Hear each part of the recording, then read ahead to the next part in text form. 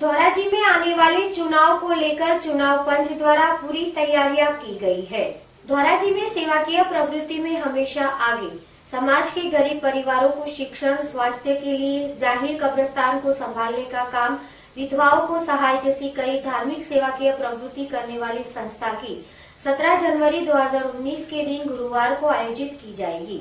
सबसे पहले चुनाव पंच की रचना की जाएगी, जिसमें चुनाव कन्वीनर के तौर पर हाजी पे गोडीले, चुनाव पंच के सभ्य हाजी लतीफ भाई मोतीवाला, इकबाल भाई, मुहव्या सिराज भाई घाया, इकराम भाई पटेल सहित तमाम आगेवानों द्वारा आयोजन किया जा रहा है।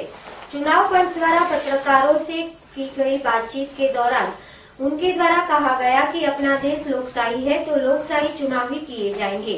इसके बारे में ज्यादा जानकारी उम्मीदवार अफरोज भाई लक्कड़कुटा द्वारा दी गई। धौराजी से रिपोर्टर रश्मिन खांडी।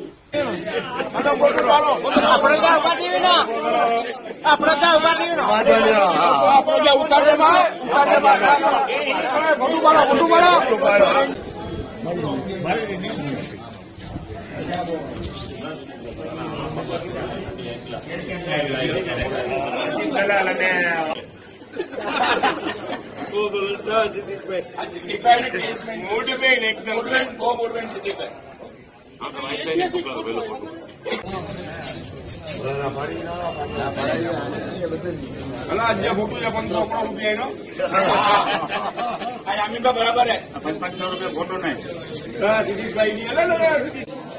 આપનું નામ છે? અફરોજ હાજી.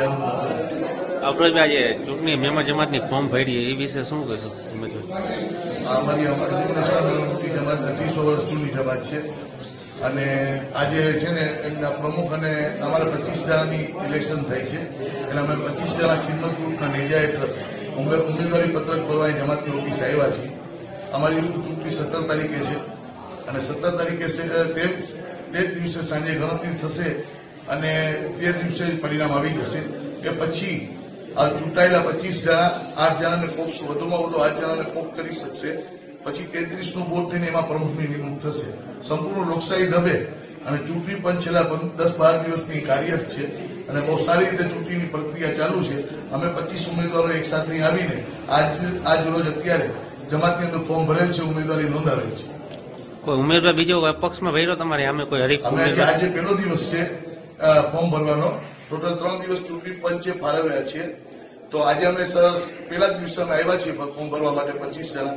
હજી 3 દિવસ છે, દરમિયાન જે પણ આવશે એમની સાથે બધાની વચ્ચે ચૂંટણી થશે અને એમાં 25 જણા ચૂંટાઈને આવશે. એવો લાગે આપણો કોઈ હરીફ ઉમેદવાર હોઈ શકે તમારી સામે? પોસિબલ છે. સમાજની અંદર ઘણા સમયથી થોડું વાતાવરણ દોડાયેલું હતું, એના હિસાબે આખા સમાજને અને અમારા સમાજના જે અહીંથી જે ટ્રાન્સફર થયેલા છે, મોટા ભાગના લોકો સુરત અને મુંબઈ ટ્રાન્સફર થયા છે, તે લોકોને બી આ ચૂંટણીની અંદર પૂરેપૂરો રસ છે.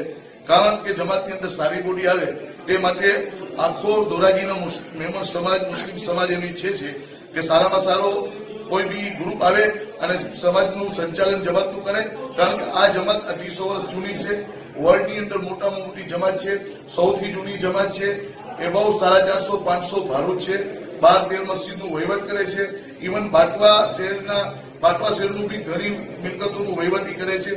એટલે બહુ મોટું વહીવટ કરતું હોય અને લોકોને એનો ફાયદો મળે સેવાનો, એ માટે આખો સમાજ ઈચ્છે છે કે કોઈ સારા માણસો ચૂંટાઈને આવે અને સારામાં સારી રીતે વહીવટ કરે.